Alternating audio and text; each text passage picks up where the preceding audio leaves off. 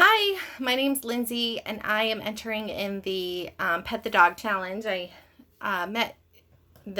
became aware of the Chris Collins group when I worked at Bill Luke in Phoenix, and happened to be checking out your LinkedIn the other day, Chris. Anyway, I saw your challenge there, so I decided to go ahead and tell you about one of the worst customer service experiences I've encountered, and it was recent too.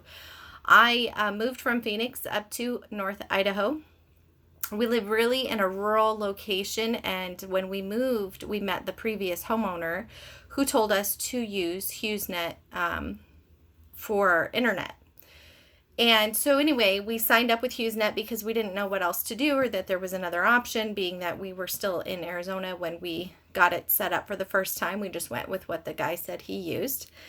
Everything was fine except at first. And then after a while, the internet was really, really slow. We couldn't even load a single page. Facebook comments wouldn't load, stuff like that. It was just ridiculous. I called the company.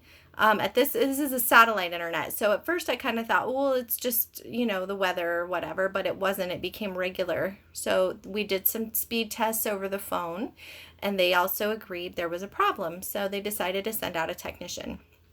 The technician arrived. He didn't even come in the house to check the modem or the equipment. He just looked at the satellite and tuned it. And when he did that, he then told my husband our satellite was broken and we needed a new one, and it was going to be, X number of dollars or whatnot. My husband came to get me and he said, hey, what's the deal? He says we need a new satellite. And so I told the guy, I said, hey, we're paying a rental fee here. I'm pretty sure all the equipment rental fees included. He said, no, that's all the modem and everything. The satellite is your own and you need to buy a new one. I said, well, frankly, I'm not really ready to make that kind of an investment, and maybe I'll just check out the other company, because by now we'd found out there was another company. Well, this guy was a third party technician. So he kind of backpedaled, and by the end of it, he said, well, even if I replaced your satellite, it wouldn't get much better. It's only within 0.5 of a spec, or blah, blah, blah, whatever. Whatever fancy technology communication words he had to use. So he left. And I called the company back because he assured me it was going to get better, that they were just having some technical difficulties and it would be better in the next day or so. Well, it wasn't. And I called the company and I told them again. I said, it's still not better. Your technician here just told me that I needed, try to sell me a bill of goods. Basically, I think you should know that the guy you have working, representing your company, is not a very stand-up kind of guy. And they said, I'm so sorry. We'll send out a new technician. I promise it won't be the same guy. We'll take a look at the modem and all this other stuff. Well, it was the same guy. Okay, we live rural. I didn't expect there to be more than one guy, so I was actually surprised they said that anyway. So the same guy shows up, and I'm kind of laughing like, does this guy know the things I said about him? But, whatever. He comes in, he checks the modem, and this time he says to me, hey, it's a satellite system. It's really as good as it's going to get. And I'm like, for real? I can't even load a single page website. This can't be real. I said, there's another company here, EL Wireless. I think I'll go with them. And he said, yeah, you probably should. That was his words. Okay. So at this point, I've done everything I could with the company to try to work it out. I call him again and I said, hey, I'm really not interested. We tried to run another speed test. The page wouldn't even load. That is legit how bad it was. It was that bad. They couldn't even run a speed test. So I said, I'm going to cancel. This isn't working for me. We entered into an agreement that you were going to provide a certain level of service and you're not, and I'm not paying your cancellation fees. Well, so the first person I spoke to was telling me that's part of the contract. It's going to be $800 to get out of this contract.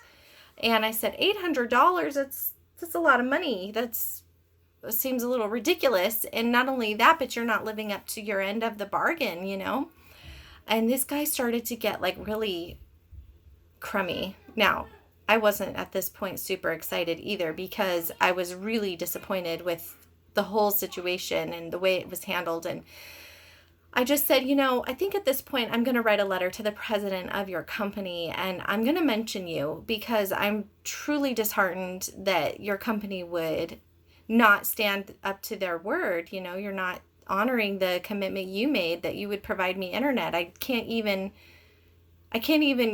use the internet. Why would I pay for it? And I said, quite frankly, maybe I'll take you to small claims court. Like, I'm this mad. I said, I'm going to take you to small claims court at this point, and I'm going to charge you back for the months I've been spending on internet that I can't even run my business. So anyway, he tells me that I have to call the corporate office. Now, this is where it gets really fun. He tells me I have to call the corporate office. He gives me a phone number, and I said, okay. Is there a specific person I need to speak to? Because he said he didn't have the authority to override the $800 and I would have to call somebody at corporate. So I hang up with this guy. I call the number he gives me. Somebody answers. I said, yes, is this the corporate office? And he's like, no, this is the 1-800 customer service line. I said, oh, well, I was told I have to call somebody at corporate because I'm trying to, cancel my service without having to pay the fine. And he said, oh, I said, listen, he said, can I get a phone number to pull up your account? I said, at this point, I think I better just speak to a manager. Can you please transfer me to a manager? He's like, okay, one moment. He puts me on hold and he comes back. Okay, and the phone number?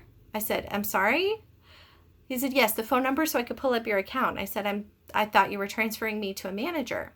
Now, part of my experience in car dealerships was managing BDCs. So at this point, I'm picturing him on the phone trying to talk to me, and he's probably got a boss either coaching him on what to say or whatever, and it's almost like the boss, nobody was wanting to take my call. They just wanted this guy to try to help me and get me off the line. There was zero interest in solving my problem. He had me go through the whole story again about how the technician had come out, and I go, look, man, long story short, your technician told me that your service is the best I'm going to get, and that it would be best if I go to another company. Like, your guy said that. At this point, that's what I'm going to do, and I'm not paying the money.